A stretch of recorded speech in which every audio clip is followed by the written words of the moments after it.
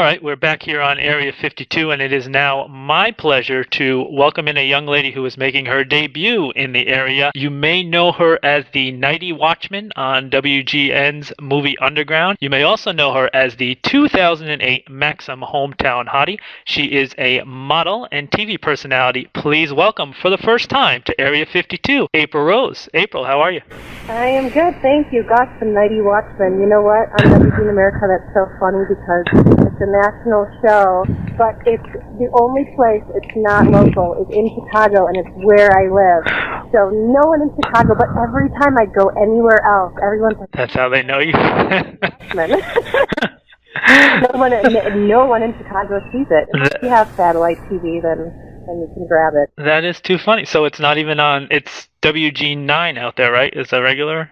It's a regular local, but they don't have WG in America, Chicago, unless you have, Direct or Saddle B or what have you. But yeah, so definitely my cop outfit is not seen as much in Chicago.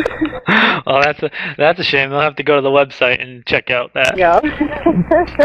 April, one of the reasons why when I came across you, I was excited, and I said, this is the type of person that I'd love to have on Area 52 and have a conversation with, is because you have, in my opinion, a very diverse background, and you had a lot of roads that kind of led you to where you're at right now. So that's one of the things that I kind of wanted to bring you in and talk to you about today. And what I'm going to ask you is kind of walk us through the early years of April Rose and how you got here. I know in younger years you kind of grew up in the theater. You had a kind of unusual route through high school, going to Chicago's North Shore Academy, and then you became an EMT and a crisis counselor for 14 Chicago ERs. So kind of talk to us, before we even get into your modeling and TV career, kind of talk to us about the other side of April O'Neil.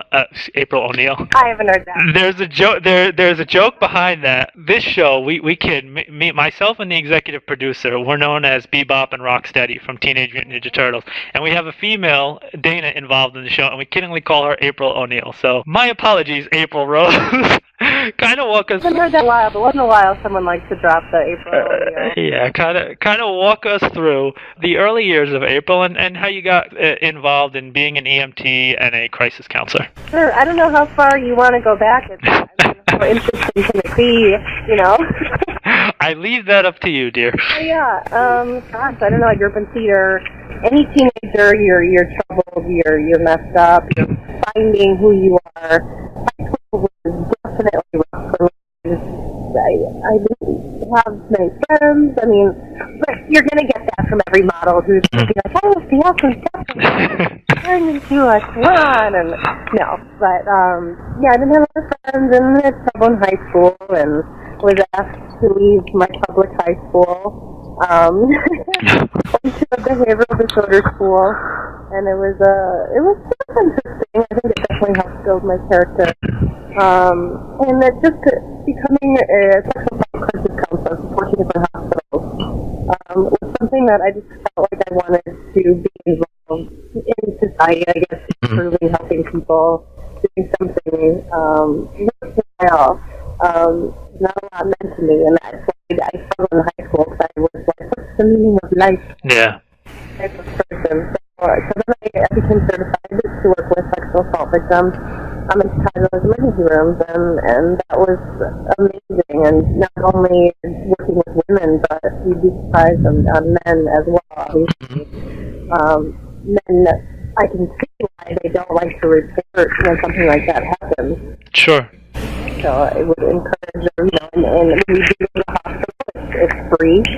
Everything is confidential. They'll give you TV preventative medications, and so it's definitely a good thing. Some people don't even know that they can go to the hospital after something like that happens.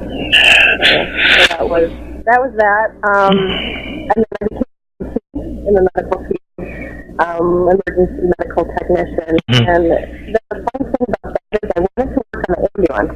Okay. I couldn't because the insurance company for the ambulance service wouldn't cover me because I had so many speeding tickets.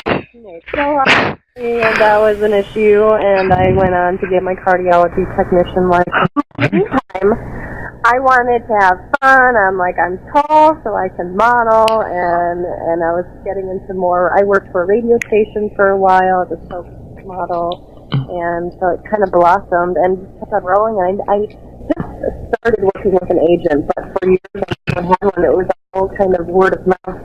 Chicago's a interesting community where it's very grassroots. So you can definitely make personal relationships with different companies, and they'll pass you along to another company. So it's very friendly, and if people in Chicago, if they like you, they'll hire you. You know, maybe you're not so talented, but if they like you, then they'll hire you. So I got lucky being in the Chicago market for what I do.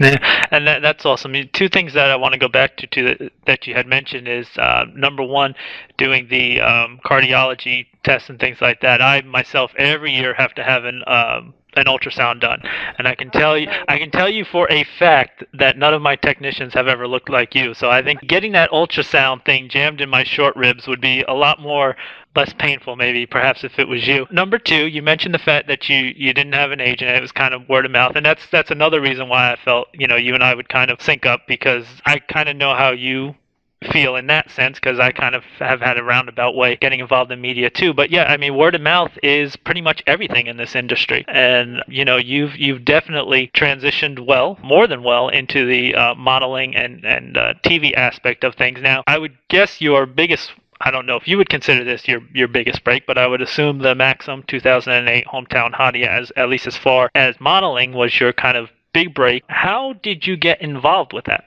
When I worked for the radio station in Chicago, it's like a local classic rock radio station, Guns N' Roses, Aerosmith, rock on, hair metal. The good stuff. I had a couple fans that would write me emails once in a while, and one of them suggested that I sign up for it, and I didn't think twice about it.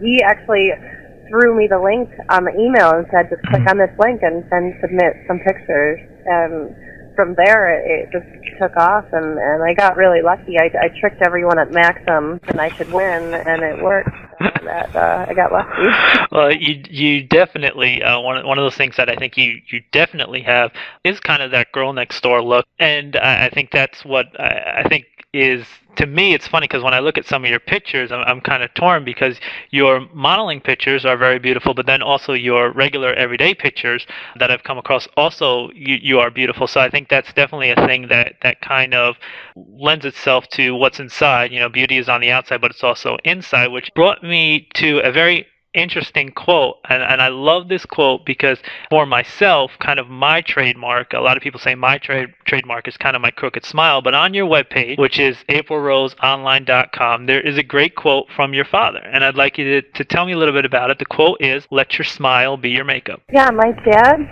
very